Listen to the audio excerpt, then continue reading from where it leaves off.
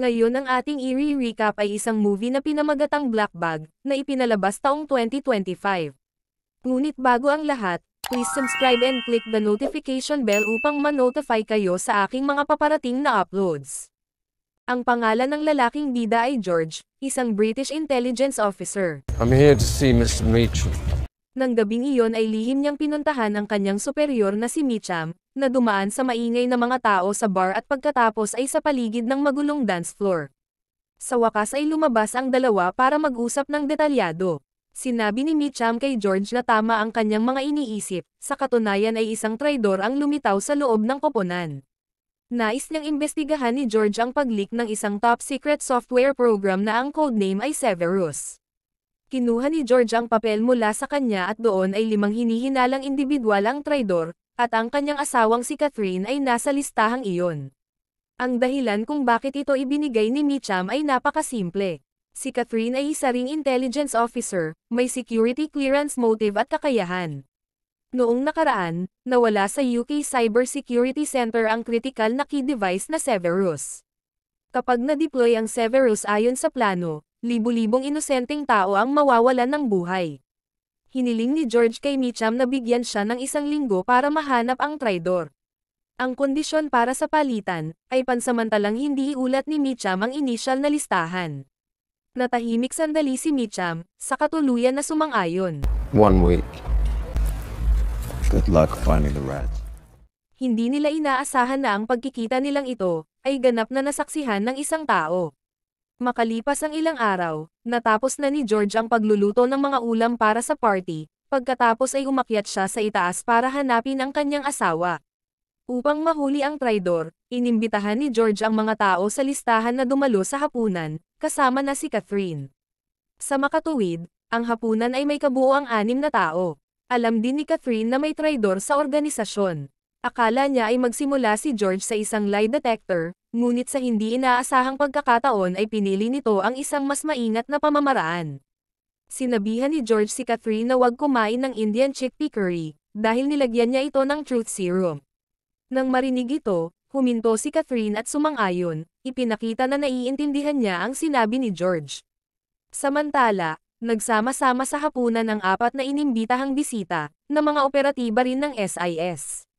Ang 4 na sospek ay ang satellite imagery specialist na si Clarissa, at ang kanyang boyfriend at managing agent na si Freddie. Ang 2 pa ay ang managing agent na si James, at ang kanyang girlfriend at agency psychiatrist na si Zoe.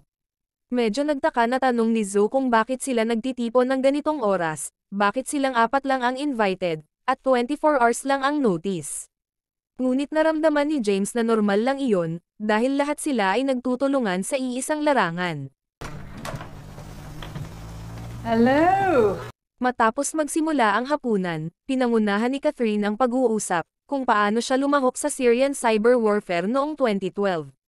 Gumawa siya ng code upang makapasok sa central router ng kalaban, at ma-paralyze ang buong sistema. Pagkarinig nito ni Clarissa ay agad siyang namangha. Nakita na niya ang sopistikadong code noon, at hindi niya inaasahan na si Catherine ang may gawa nito. Lahat ng 4 na bisita na dumalo sa party ay kumain ng Indian chickpea curry na naglalaman ng truth serum, at ang mga sinabi nila ay naging matapang. Biglang isiniwalat ni Freddie na nag-surveillance si George sa kanyang ama na isang babaero. Siya ay isang napakahusay na intelligence expert, na kumilos ng napakaingat sa halos buong buhay niya. Sa makatuwid, ang kanyang sibilyan na asawa ay karaniwang hindi nakakakuha ng anumang ebidensya, ngunit sa hindi inaasahang pagkakataon ay gumawa ng paraan ang kanyang anak na lalaki na isang ahente. Pagkatapos nito, kinunan ng video ni George bilang ebidensya ang pakikipagrelasyon ng kanyang ama, at inilahad ito sa Sunday family dinner. Dahil dito, ganap na nasira ang kasal at karera ng kanyang ama, dahil kung tutuusin, walang may gustong mag-hire ng intelligence expert, na maaaring talunin lamang ng isang bata. I don't like liars. Inaasahan ni George na malapit nang magkabisa ang serum, iminungkahi niya sa lahat na maglaro ng psychological game. I have a game.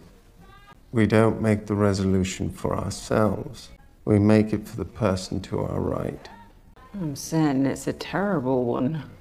Kaagad pagkatapos, ang pinakamalaking salungatan ng gabi ay sumiklab sa pagitan ng magpartner na sina Clarissa at Freddie. Si Freddie na nalantad ang kanyang panloloko sa harap ng lahat, ay agad na nakaramdam ng matinding hiya at galit. Inilabas niya ang emosyon na ito sa kanyang asawa at sinimulang salakayin si Clarissa ng mga salita. Una niyang itinanggi ang pakikipagrelasyon, at pinuna si Clarissa sa paninira at panunuya sa isang mabait na lalaki, na tunay na nagmamahal at gumagalang sa kanya. I'm afraid I can't, gorgeous. I am powerless before you. I might benefit from a private conversation. I'm not going anywhere. Ginamit din niya ang mga isyu sa pamilya ni Clarissa para atakihin ito. Ngunit hindi inaasahan ni Freddie na patunayan ni George ang kanyang panloloko, tulad ng paglantad ni George sa kanyang ama. Direktang binanggit ni George ang pangalan ng hotel na madalas puntahan ni Freddie at ng kanyang kabit. Alam pa ni George na madalas ginagamit ni Freddie ang mga oras ng pagpupulong ng departamento, para lihim na makipagkita sa babae. The Zeta Hotel in Clerkenwell. I beg your pardon? That's the hotel you prefer. Normally Mondays and Thursdays, because it's the department meetings and you can slip away. The junior suite with city view is your favorite. Hindi na kayanan ni Clarissa ang lahat ng ito, sinaksak niya ng malakas sa kamay si Freddie gamit ang kutsilyo. I don't like liars. Sa wakas ay natapos ang hapunan, at pagkaalis ng lahat, sinabi ni Catherine na tila marami ang nagamit ni George na serum. Hindi ito pinabulaanan ni George, ngunit habang naglilinis, natuklasan niya ang isang punit na movie ticket sa basurahan. Ngunit ayon sa araw sa ticket, si Catherine ay dapat nasa ibang bansa sa isang business trip. Pinigil ni George ang hinala sa kanyang puso at hindi ito ipinakita. Samantala, umiinom si Mitcham sa kanyang tahanan ng gabi ring iyon. Ngunit nang maubos niya ang baso ng alak, ang kanyang katawan ay nagsimulang manginig ng hindi mapigilan, at sa wakas ay namatay sa kahina-hinalang atake sa puso. Kinabukasan, naunang bumangon si George para maghanda ng almusal. Nagkunwari siyang walang nangyari at tinanong ang asawa kung gusto nitong manood ng sine. Sumagot si Catherine na sa Miyerkules ay mayroon siyang isang araw na business trip sa ibang bansa. Ngunit nang marinig niyang binanggit ni George ang pangalan ng pelikula sa ticket, sinabi ni Catherine na hindi pa niya ito narinig. Gayunpaman, lihim na ipinasok ni George ang kanyang employee ID card sa bag ni Catherine, nang hindi ito nakatingin. Dumating si George sa trabaho sa saktong oras. Nagsinungaling siya sa receptionist na nakalimutan niya ang kanyang employee ID card, at ginamit ang kanyang personal ID para makakuha ng temporary pass. Pagkapasok ni George sa opisina, lumapit si Freddie at sinabi sa kanya na si Mitcham ay namatay kagabi dahil sa coronary heart disease. You've heard about Mitchell. He's dead last night. I just saw him. Ngunit napakabata pa nito para magkaroon ng sakit sa puso, kaya talagang may kahina-hinalang nangyayari. Tinanong din ni Freddie si George kung alam niya ang ni-research ni Mitcham kamakailan, ngunit tiyak na hindi sasabihin ni George ang tungkol sa isang pinaghihinalaang traidor sa koponan. Kaagad pagkatapos, pumunta si George sa office ni Catherine na gustong kunin ang kanyang employee ID card. Dahil nasa meeting si Catherine sa conference room, ibinigay nito ang kanyang ID kay George. Dumiretso si George sa opisina ng kanyang asawa, at nagsuot siya ng rubber gloves para maiwasang mag-iwan ng fingerprints. Pagkatapos ay agad niyang binuksan ang computer ni Catherine, at sinusuri ang recent schedule nito. Natuklasan niya na ang kanyang asawa ay pupunta sa isang business trip sa Zurich ngayong Miyerkules, at nagmarka pa ng partikular na coordinate, na mabilis naman na naitala ni George ang mga ito. Nang matapos ang meeting ni Catherine ay pumunta siya sa opisina ni Zoe. Umupo ang dalawa sa tapat ng isa't isa na nag-uusap ng detalyado. Si Zoe na siyang namamahala sa Signal Warfare Department, ay kailangang maunawaan at maitala, kung ang mga ahente ay may anumang psychological issue.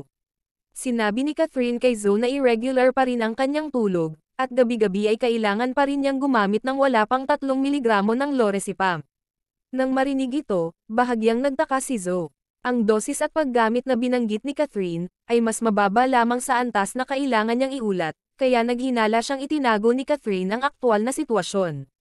Agad naman itong itinanggi ni Catherine, dahil hindi niya sinadyang manlinlang, tungkol sa bagay na ito. The goal is to satisfy the mandate so I can get back to work. Walang ibang pagpipilian, tinapos ni Zoe ang pagtatanong at hinayaan si Catherine na bumalik sa trabaho. Kasabay nito, pagkatapos ng trabaho ay pumunta si George sa kanyang karaniwang fishing spot. Ang pangingisda ay ang kanyang natatanging paraan upang mapawi ang pressure. Dito ay madalas na lumilitaw ang kanyang mga hindi inaasahang ideya sa mga problemang kinakaharap. Sumakay si George sa isang maliit na bangka patungo sa gitna ng lawa, habang inaalala ang mga pangyayari nitong mga nakaraang araw. Naputol ang kanyang ginagawa at nang lumingon si George ay nakita niya si James, kaya nagmamadali siyang bumalik sa dalampasigan.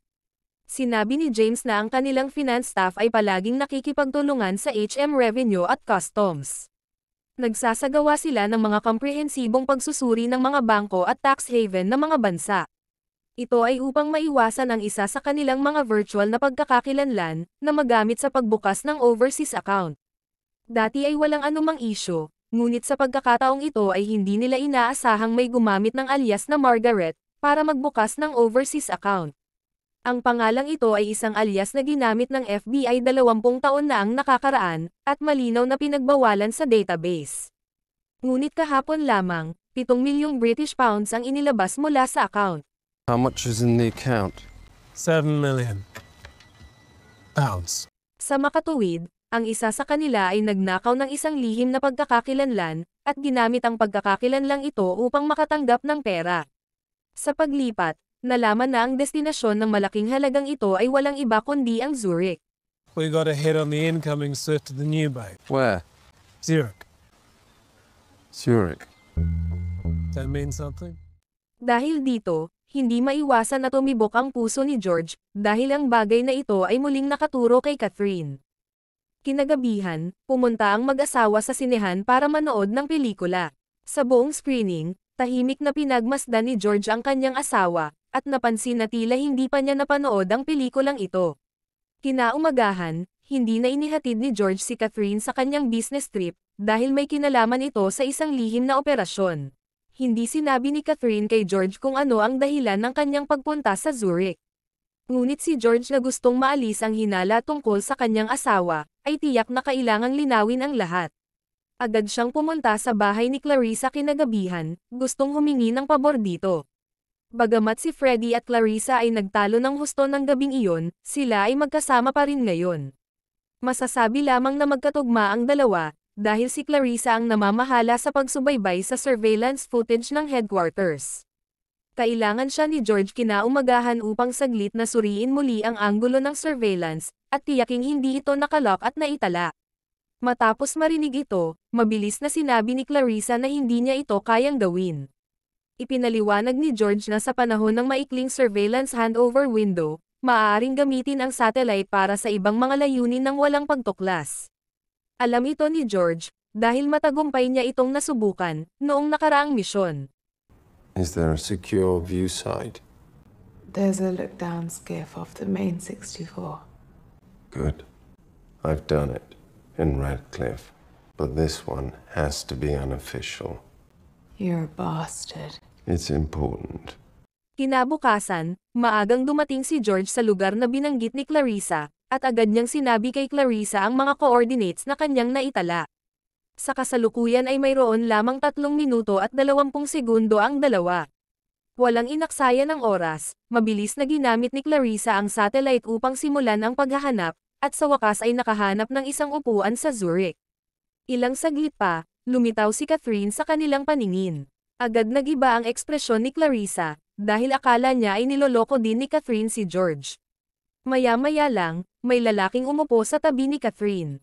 Sinabi ni George kay Clarissa na patuloy na mag-zoom at patuloy na kilalanin ang lalaki.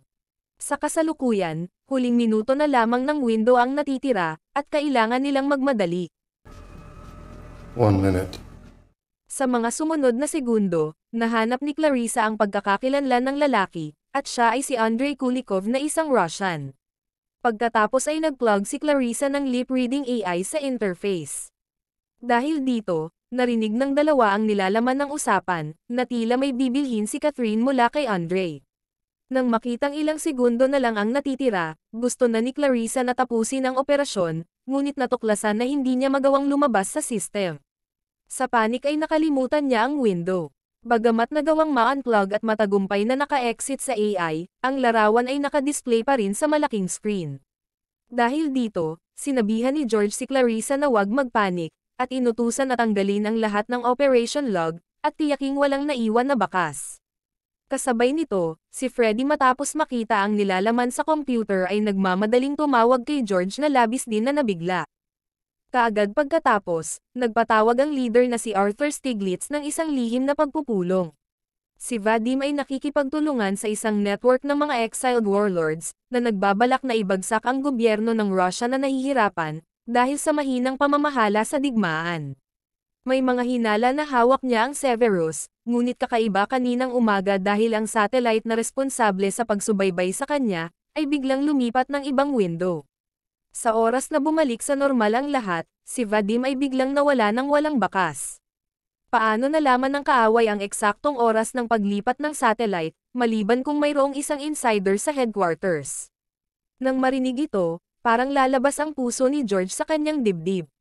Hindi niya inaasahan na nakatakas ang mapanganib na si Andre, dahil sa ginawa nila ni Clarissa. Sa puntong ito, binanggit muli ni Arthur ang pangalan ni Andre na isang subordinate ni Vadim. Pagkatapos, hiniling niya sa mga tauhan na may mababang ranggo na umalis sa silid ng pagpupulong, at naiwan sina George, Freddy at James. Sinabi ni Arthur sa tatlo na malamang ay nakuha ni Vadim ang Severus, kaya naman ay binabantayan nila ito. Kung magagawa ni Vadim na maibalik ang Severus sa Moscow, hindi nila lubos maisip ang mga maaaring mangyayari. Ang Severus ay isang polymorphic virus na kanilang sinaliksik at binuo, kasama ng US National Security Agency. Dapat itong pisikal na ipasok sa isang nuclear reactor upang lampasan ang air gap. Ngunit kapag nakapasok na ito, maaari nitong ma-lockdown at matunaw ang reactor core, isang lubhang mapanganib na cyber weapon. Ngunit nang maglaon, napagtanto nilang hindi maaaring makaalis ang Severus sa gusali, dahil kapag ito ay nag-leak, magagamit din ito ng ibang mga bansa upang magdulot ng mga nuclear disaster. Sa panahong iyon, ang US security ay mahaharap din sa napakalaking banta. Gayunpaman, ngayon ay may tumulong kay Vadim na ilihis ang atensyon, para makatakas dala ang virus drive. Dahil dito, inutusan ni Arthur ang tatlo na mabilis na hanapin ang insider, gamit ang anumang paraan na kinakailangan. Pagkatapos ng meeting, nakatulala pa rin si George. Hindi niya inaasahan na si Clarissa ay dumiretso kay Freddy, at sasabihin dito ang lahat ng hiningi na tulong ni George sa kanya. George ordered the redirect. I helped him do it. Samantala, sumakay ng eroplano si Catherine pauwi, ngunit pagdating sa bahay, naghihintay na si Freddy sa pintuan at ikinwento ang lahat ng nangyari. Kung matagumpay na maibalik sa Moscow, si George ay mananagot, at posibleng mahaharap sa 35 taong pagkakakulong. Tinanong ni Freddy si Catherine kung bakit siya sinusubaybayan ni George, ngunit hindi alam ni Catherine ang sagot. Do you have any idea why George would be watching you? None. I need a night to think. Kinagabihan, nakahiga na ang mag-asawa sa kama, nang biglang tumalikod si George na nakaramdam na may nag-set up sa kanya. Sa hindi inaasahan, ganun din ang pakiramdam ni Catherine at maliwanag na ito ay isang sabuatan na nag-target sa mag-asawa. I believe I've been set up. I think I have been too. May isang tao na nagplano laban kay George sa pag-aakalang kikilos siya upang protektahan ang kanyang asawa, at sa katunayan ito nga ay nangyari. Dahil dito, nahulog si George sa bitag, at hindi sinadyang nakatakas si Vadim. Kung magkaroon ng investigasyon, tiyak na maituturing na si George ang traidor at si Catherine ay mananagot din, dahil sa madalas nitong nakakasama si Andre. Gayunpaman, ang mag-asawa ay natural na hindi uupo na lamang at maghintay para sa kanilang kapalaran. Kinabukasan, muling nagpunta si George sa kanyang fishing spot, ngunit sa pagkakataong ito ay partikular niyang tinawagan si James. Sumakay ang dalawa sa bangka at pumunta sa gitna ng lawa. Sinabi ni George kay James na plano niyang ayusin ang isang serye ng mga lie detector test. Hindi naman tumutol si James, ngunit nagtanong siya kung sino ang pinaghihinalaan ni George na insider. Saglit na natahimik si George, saka nagsalita na hindi pa niya alam sa ngayon. Biglang nagsalita si James tungkol sa nakaraang insidente sa bangko. Ayon sa kanyang pagsisiyasat, sa panahong ito ay Marty ang pangalan ng passport na ginamit ni Catherine noong 2008. Pagkatapos ay nagkaroon ng ilang mga pagkakamali ang sistema.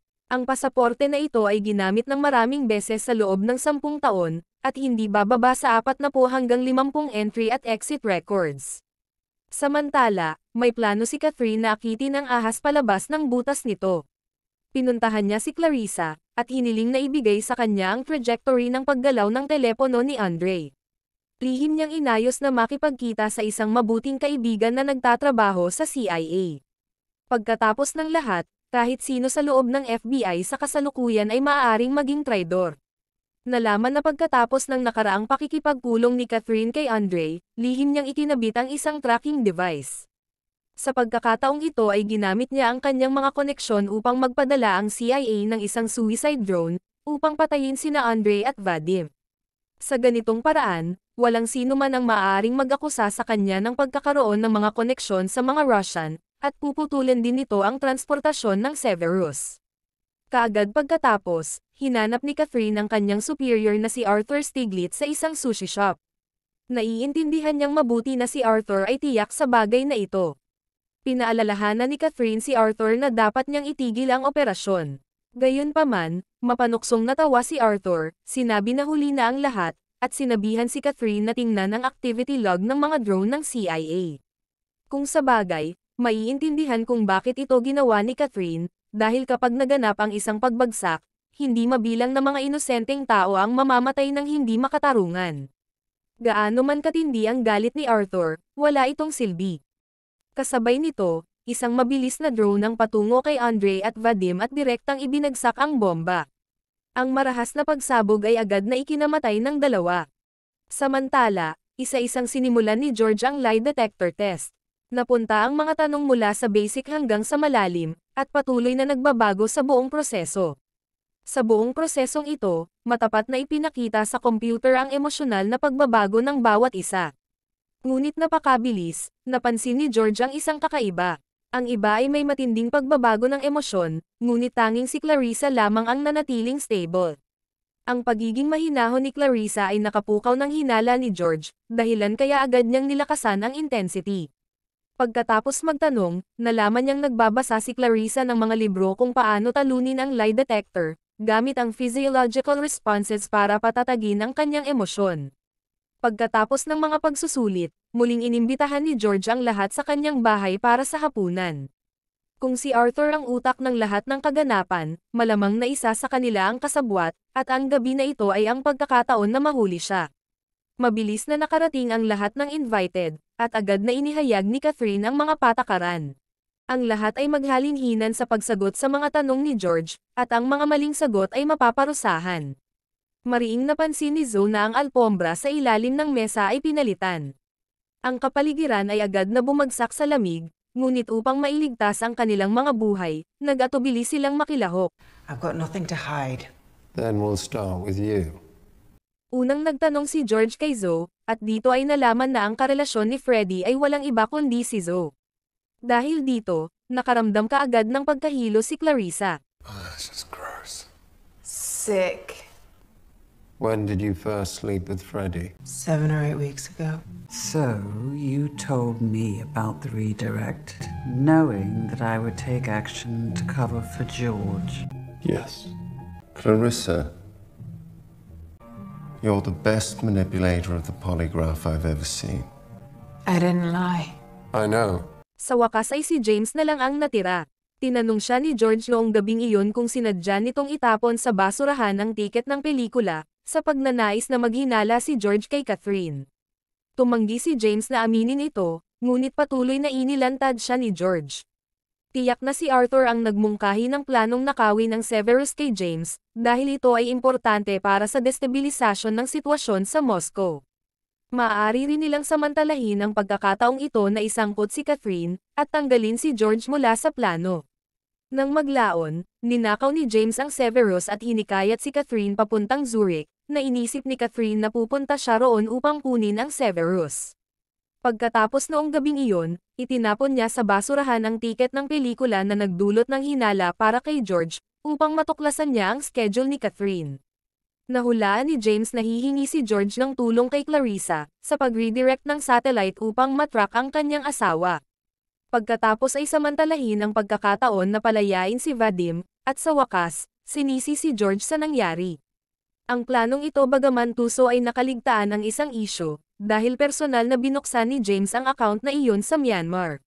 Nang makita ang mga inilahad ni George na mga larawan, hindi na ito itinanggi ni James, inagaw ang baril na umamin na ginawa niya ang lahat, ngunit siya ang nasa tama. Ito ay malinaw na isang magandang pagkakataon upang magiging mahina ang Russia. Para sa layuning iyon, hindi man lang siya nagdalawang isip na gumamit ng lason para patayin si Mitcham. Gayunpaman, hanggat hindi siya umaamin ay haka-haka lang ang lahat.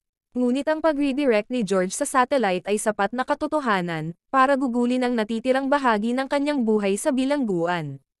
Ang masaklap, hindi inaasahan ni James na si George ay lihim na nagtanim ng recording device, at peke ang baril na kanyang hawak. Dahil dito, agad na bumaliktad ang sitwasyon. Freddy. Table. Darling, we need the rug. Pagkatapos ay binalot ni George ang katawan ni James sa alpombra, at itinapon ito sa kanyang paboritong fishing spot. Si Arthur na siyang utak ng lahat ay hindi naglakas loob na magsalita, at maaari lamang pretuhin ang pagkawala ni James bilang isang aksidente. So strange. Disappearing like that. Maybe it's time to consider stepping away, Arthur. Feet first. Pagkatapos ng lahat ng kaguluhan, bumalik sa normal ang buhay ni na George at Catherine. At dito nagtapos ang kwento. Hanggang sa muli, maraming salamat sa panonood.